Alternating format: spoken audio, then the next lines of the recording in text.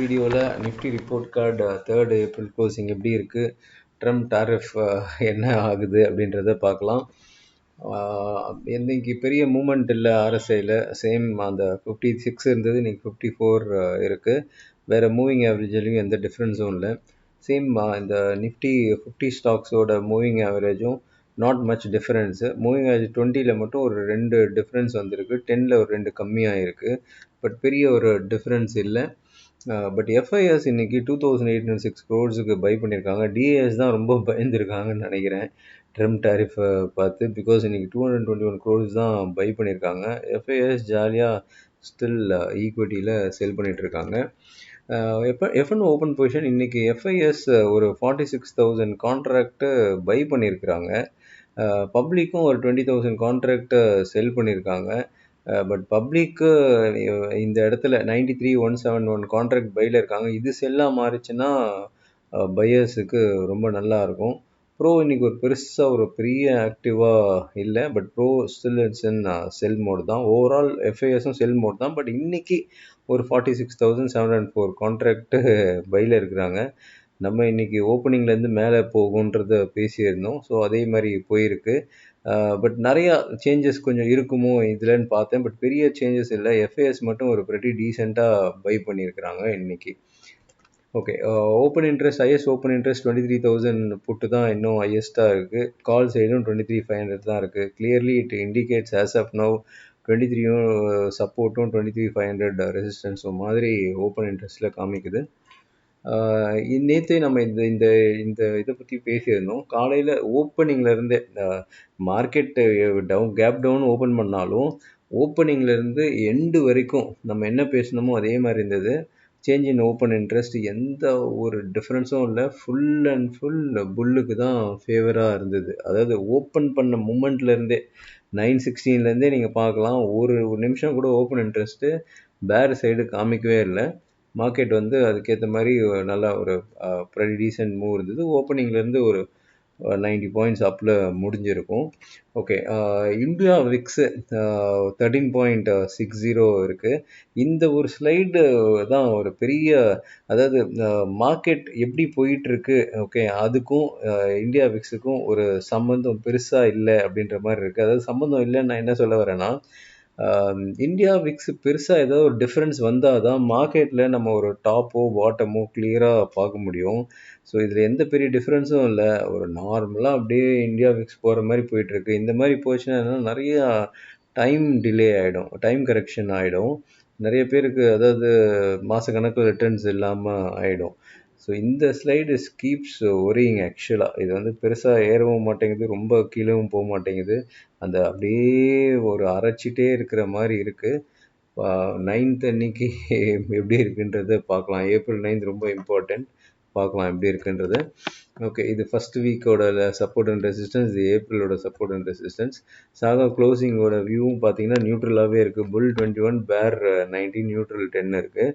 So இதுவும் ஒரு பெரிய டிஃப்ரென்ஸ் இல்லை. நிஃப்டி மிட் பாயிண்ட் 23,500 நிறைய முறை இதை பற்றி பேசியிருக்கோம். ஆஸ் ஆஃப் நோ 23,500 கீழே தான் நிஃப்டி ட்ரேட் ஆகிட்டு இருக்கு. வேல்யூவேஷனும் ஒரு பெரிய டிஃப்ரென்ஸ் இல்லை. நேற்று 21.20 பார்த்தோம், இன்றைக்கி 21.13 இருக்குது.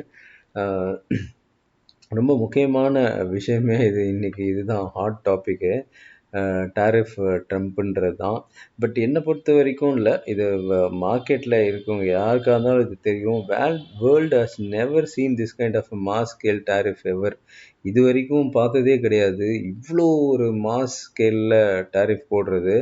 27% இந்தியாவுக்கு டாரிஃப் இருக்குது. இது வந்து ரெசிப்ரோக்கல் டாரிஃப் அப்படின்னு சொல்லுவாங்க. ரெசிப்ரோக்கல் இதில் என்ன மீனிங்னா, எனக்கு நீங்கள் இவ்வளோ டேக்ஸ் போடுறீங்க, அதுக்கு நான் உங்களுக்கு பதிலாக இது போடுறேன் அப்படின்றது தான் இதோட மீனிங்கு. பட் இந்த டாரிஃபை பற்றி ஒரு ரொம்ப சிம்பிளான, எல்லாருக்கும் ஈஸியாக புரிகிற மாதிரி ஒரு எக்ஸாம்பிள் சொல்கிறேன்.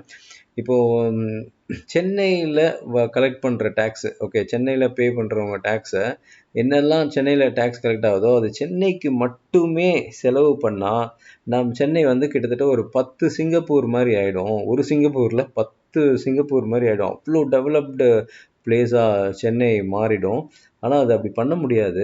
ஏன்னா தமிழ்நாடுல ரெஸ்ட் ஆஃப் தமிழ்நாடு சென்னையை தவிர மற்ற இடங்கள்ல பார்த்தீங்கன்னா நிறைய இடங்கள்ல ஓகே ஈவன் ஒரு பேசிக் நீட்ஸ் கூட இல்லாமல் இருப்பாங்க. ஸோ அதுக்கெல்லாம் வந்து இங்கே இப்போ பே பண்ணுற டேக்ஸை அங்கே அவங்க வந்து செலவு பண்ணி அவங்களுடைய வாழ்க்கை தரமும் வந்து உயர்றதுக்காக தான் பண்ணுவாங்க. அதே மாதிரி தான் இந்த இந்தியாவுக்கும் இப்போ தமிழ்நாட்டில் கலெக்ட் பண்ணுற டேக்ஸு வெறும் தமிழ்நாடுக்கே செலவு பண்ணால் தமிழ்நாடு கண்டிப்பாக பெட்டராக தான் இருக்கும். பட் அப்படி இருக்காது.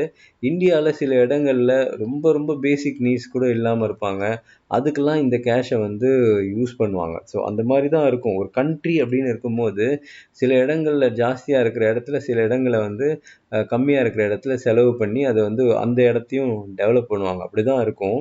ஸோ இந்த டாரிஃப் இதுவும் கிட்டத்தட்ட அந்த மாதிரி தான் வச்சுக்கோங்களேன். யுஎஸ்ஏ வந்து ரொம்ப வளர்ந்த நாடு அது. இது ரொம்ப வளராத நாடுக்கும் வளர்ந்த நாடுக்கும் அதே மாதிரி நான் வந்து டேக்ஸ் போடுவேன் அப்படின்றது ஒரு கரெக்டான விஷயம் கிடையவே கிடையாது. நான் சொன்ன எக்ஸாம்பிள் தான். சென்னைக்கு மட்டுமே வர டேக்ஸை சென்னைக்கு செலவு பண்ணால் சென்னை பயங்கரமாக டெவலப் ஆகிடும். ஓகே. ஸோ இன்னைக்கு இருக்கிற ஒரு குளோபலைசேஷன் அப்படின்ற ஒரு சுச்சுவேஷன் ஆனதுக்கப்புறம் எனக்கு நீங்கள் இவ்வளோ டேக்ஸ் போடுறீங்க நான் உங்களுக்கு போடுறேன். வளர்ந்த நாடுக்கும் சுத்தமாக வளராத நாடுக்கும் எவ்வளோ வித்தியாசம் இருக்குது. ஒரு 44% டேக்ஸ்லாம் ஸ்ரீலங்கா எங்கேயாவது தாங்குமா? அதெல்லாம் ரொம்ப ஒரு கஷ்டமான சூழ்நிலை. அதனால தான் சொன்னேன், இதுவரைக்கும் உலகம் இந்த மாதிரி ஒரு மாஸ் ஸ்கேலில் டாரிஃபை பார்த்ததே கிடையாது. பட் இது கிளியராக தெரியுது. யூஎஸ்ஏல நிறையா பிரச்சனை இருக்குன்றது ரொம்ப கிளியராக தெரியுது. யூஎஸ்ஏ ரெசெஷன் போகிறதுக்கு நிறையா வாய்ப்பு இருக்குது அப்படின்றது ரொம்ப தெரியுது. இதில் டாரிஃபில் இன்னும் கிளியராக தெரியுது. நிறையா ஏற்றுமதி இறக்குமதியில் அவங்களுக்கு பயங்கர டெஃபிஷியேட் இருக்குன்றது தெரியுது. பட் இந்தியாவில் டெஃபிஷியேட் கம்மி தான்ற மாதிரி எதிர்பார்க்குறோம். கம்மியாக தான் இருக்குன்னு நினைக்கிறேன். பட் ஓவரால் அவங்க டெஃபிஷியேட் ஜாஸ்தியாக இருக்குது. அதனால தான் இந்த மாதிரி டாரிஃபை போடுறாங்களோ அப்படின்ற ஒரு சூழ்நிலை வருது. பட் இந்தியா உக்ரைன் ரஷ்யா வாரில் ஒன்றுமே பண்ணல. எந்த ஸ்டாண்ட்ஸுமே எடுக்கல. உக்ரைன் சைடும் இல்லை, ரஷ்யா சைடும் இல்லை. இந்தியா அப்படியே இருந்தது. ஆனால் இன்னைக்கு நிறைய குரூப் ஆஃப் கண்ட்ரீஸ் வந்து எகென்ஸ்ட் வந்து யூஎஸ்ஏக்கு மாறி இருக்கிறாங்க. இப்போ இந்தியா எந்த மாதிரி நெகோசியேஷன் பண்ண போகுதுன்றது ரொம்ப ரொம்ப குரூஷியலு. ஏன்னா 9th ஏப்ரல் இவங்க என்னென்ன டாரிஃப் எல்லாம் பண்ணாங்களோ அதெல்லாம் இம்ப்ளிமெண்ட் பண்ண போகிறாங்க அன்னைக்கு டேலேருந்து. அதுக்கு முன்னாடி இந்தியா எந்த மாதிரி நெகோசியேஷன் பண்ண போகுது, ஓகே, எக்ஸ்ட்ராவாக ஆயில் வாங்கி அந்த மாதிரி ஏதாவது காம்பன்சேட் பண்ண போகிறாங்களா, இல்லை இந்தியா கொஞ்சம் டேக்ஸை குறைச்சி அவங்கள குறைக்க வைக்க போகிறாங்களா? ரொம்ப இம்பார்ட்டண்ட் விஷயங்க. 9th ஏப்ரலுக்குள்ளே கரெக்டான நெகோஷியேஷன் போகலை அப்படின்னா கொஞ்சம் க்ரௌத் ப்ராஸ்பெக்டை கண்டிப்பாக வந்து கம்மி பண்ண வேண்டியது இருக்கும். It will take some more time to get into அந்த ஒரு நல்ல நம்ம அக்ரெசிவாக இப்போ இந்தியா போயிருந்தது கொஞ்சம் ஸ்டாப் ஆகிறதுக்கும் சான்சஸ் இருக்கும். பட் கண்டிப்பாக ஒரு பெட்டர் நெகோசியேஷன் பண்ணுவாங்கன்னு நம்ம எதிர்பார்க்குறோம். அது 9th ஏப்ரல் லைவுக்குள்ளே ஏதாவது ஒரு நல்ல நெகோசியேஷன் நடந்ததுன்னா பெட்டராக இருக்கும். ஏன்னா யுக்ரைன் ரஷ்யா வாரில் நம்ம ரொம்ப சைலண்ட்டாக இருந்தோம். நிறையா மாதிரி அந்த மாதிரி விஷயத்தில் நிறைய சைலண்ட்டாக இருந்திருக்கோம். பட் இப்போ நிறைய கண்ட்ரீஸ் எகென்ஸ்டாக மாறி இருக்காங்க யூஎஸ்ஏ. நம்ம எந்த மாதிரி ஸ்டாண்ட்ஸ் எடுத்திருக்கோம், எந்த மாதிரி நெகோஷியேட் பண்ண போகிறோன்றது ரொம்ப இம்பார்ட்டண்ட்டு. பட் இந்த விஷயம்லாம் யுஎஸ்ஏ பப்ளிக்கே பிடிக்கல. யுஎஸ்ஏ பப்ளிக்கே நிறையா பேர் ட்ரம்ப்புக்கு எகென்ஸ்டாக பேச ஆரம்பிச்சிட்டாங்க. Because of stock market collapse ஆகிருக்கு. இன்றைக்கெலாம் ஒரு ஸ்டேஜில் 1500 பாயிண்ட்ஸ்லாம் டோ ஜோன்ஸ் இறங்கி இருந்தது. ஸோ இன்னும் நிறையா பப்ளிக் ட்ரம்ப்புக்கு எகென்ஸ்ட் ஆனால் அவங்க இந்த மாதிரி டாரிஃப்ல இருந்து கொஞ்சம் கீழே இறங்கி வர்றதுக்கும் நிறையா வாய்ப்பு இருக்குது. குளோபலைசேஷன் இப்போ பார்த்தீங்கன்னா, இப்போ குளோபலைசேஷனே என்ன, இப்போ ஒரு பொருள் என்கிட்ட இருக்காது, எல்லாருக்கிட்டையும் எல்லா வளங்களும் இருக்காது. இந்தியாவில் இருக்கிற மாதிரி வளங்களும் கண்டிப்பாக உலக நாடு பல கண்ட்ரி கிடையாது. இங்கே பல விஷயங்கள் இருக்குது. பட் சில இடங்களில் பார்த்தீங்கன்னா ஆயில் மட்டும் இருக்கும். அங்கே ஃபுட்டுக்கே இன்னொரு கண்ட்ரி கிட்ட இருந்து தான் வாங்குவாங்க. அதேமாரி சில இடத்துல இப்போ காஃபி அந்த மாதிரி டீ அந்த மாதிரி விஷயந்தான் இருக்கும். எக்ஸாம்பிள் ஸ்ரீலங்கா. அவங்களுக்குலாம் மற்ற எதுவும் இருக்காது. மற்றதெல்லாம் அவங்க இன்னொரு கண்ட்ரி கிட்ட டிபெண்ட் பண்ணுவாங்க. ஸோ இந்த மாதிரி இன்னொரு கண்ட்ரிக்கு என் வளங்கள் இல்லாத வளங்களை இன்னொரு கண்ட்ரியில் வாங்குறதும் ப்ளஸ் ஒரு ப்ராடக்ட் இப்போ 100 ரூபாய்க்கு நம்ம கஷ்டப்பட்டு தயாரிக்கிறோம் ஒரு பொருள், நம்மளுடைய காஸ்ட் எல்லாம் 100 ரூபா வருதுன்னா, இப்போ இன்னொரு கண்ட்ரி அதை வந்து 20 ரூபாய்க்கு பண்ணுறாங்க அப்படின்னா நம்ம அங்கேருந்து இதை வாங்கணும்னா நம்மளுடைய காஸ்ட்டும் கம்மியாகும். இப்போ அதிகமாக கொடுத்து ஒரு பொருள் வாங்குறதை விட கம்மியாக விலைக்கு நமக்கு கிடைக்கும் இன்னொரு கண்ட்ரிலேருந்து அப்படின்றது தான் ஒரு குளோபலைசேஷன். அதாவது என் வளங்கள் மட்டும் இல்லை, குறைஞ்ச விலையில் கிடைக்கிறதுக்கும் வாய்ப்பு இருக்குன்றது தான் அது கொண்டு வந்தது. பட் இன்னைக்கு இருக்கிற சூழ்நிலை பார்த்தீங்க அப்படின்னா குளோபலைசேஷன் ஒரு மாதிரி பரீட் மாதிரி ஒரு சுச்சுவேஷன் தான் போயிட்டுருக்கு. ஆனால் இது வந்து ரீஷேப்பிங் மாதிரி இருந்துச்சுன்னா பெட்டராக இருக்கும். பட் வரின்னா நிறைய கஷ்டப்பட வேண்டியது இருக்கும் இனிஷியல் ஸ்டேஜில். ஒரு சின்ன எக்ஸாம்பிள் சொல்லணும்னா, இப்போ ஜில்லெட் இருக்குன்னா, நீங்கள் பர்சனல் ஷேவிங் பண்ணுறீங்க அப்படின்னா, ஜில்லெட்டில் பண்ணிங்கன்னா அதோட ஃபீலே வேறு மாதிரி இருக்கும். ஸ்கின்னுக்கு எல்லாத்துக்குமே அது வேறு மாதிரி இருக்கும். பட் வேறு எந்த ப்ராடக்ட்டுக்கும் அந்த அளவுக்கு ஒரு ஹை குவாலிட்டி கிடைக்க மாட்டேங்குது. அதெல்லாம் இப்போ நீங்கள் இன்கேஸ் குளோபலைசேஷன் இல்லை, ஜில்லெட் ஏன்னா நம்ம ஊர் கம்பெனி கிடையாது. குளோபலைசேஷன் இல்லைன்னும் போது அதெல்லாம் இல்லாமல் போகும். நீங்கள் பழையபடி வேறு ஒரு விஷயத்துக்கு போக வேண்டியது இருக்கும். அதனால் நிறையா மாற்றங்கள் வரும். கண்டிப்பாக இப்போ இருக்கிற சூழ்நிலை இன்னைக்கு வந்து ஃபார்மாக்கெலாம் அவங்க டேக்ஸ் போடல, சாஃப்ட்வேர்ஸ்க்கெலாம் போடல அப்படின்னாலும், ஃபார்மா ஏறி இருக்கும், சாஃப்ட்வேர் இறங்கியிருக்கும். ஏன்னா அங்கே யூஎஸ்ஏலேயே பிரச்சனை வரும். அப்போ அவங்க ஸ்பெண்டிங் கம்மியாகும். அப்போ நமக்கு நிறைய ப்ராஜெக்ட்ஸ் வராதுன்ற ஒரு ரீசனால் தான் ஐடி கம்பெனிஸ்லாம் இறங்கியிருக்கு. ஸோ அதனால் இந்த இந்த டாரிஃப் இஷ்யூ இட்ஸ் நாட் ஒரு கண்ட்ரி சம்மந்தப்பட்டது இல்லை. இது குளோபலுக்கே ஒரு பிரச்சனை வர்றதுக்கு நிறைய வாய்ப்பு இருக்குது. 9th April is very very crucial. அது லைவ் ஆகிறதுக்கு முன்னாடி எந்த மாதிரி நெகோஷியேஷன் போகுதுன்றதை பார்க்கலாம். பட் நம்மளுடைய சார்ட் படி இன்றைக்கும் அந்த சேம் நம்ம அந்த நேற்று இன்சைட் கேண்டிலை பற்றி பேசணும். அந்த இன்சைட் கேண்டிலுக்குள்ளே தான் இருக்குது. நேற்று நம்ம மார்க்கெட் ஒரு ஸ்டார்டிங்லேருந்து மேலே போகுன்ற மாதிரி பேசியிருந்தோம். பட் இன்னைக்கு கிட்டத்தட்ட ஓப்பன் அண்ட் லோ கிட்டத்தட்ட ஒன்றா இருந்துட்டு அதுக்கப்புறம் கன்னியூஸாக மேலே இருந்தது.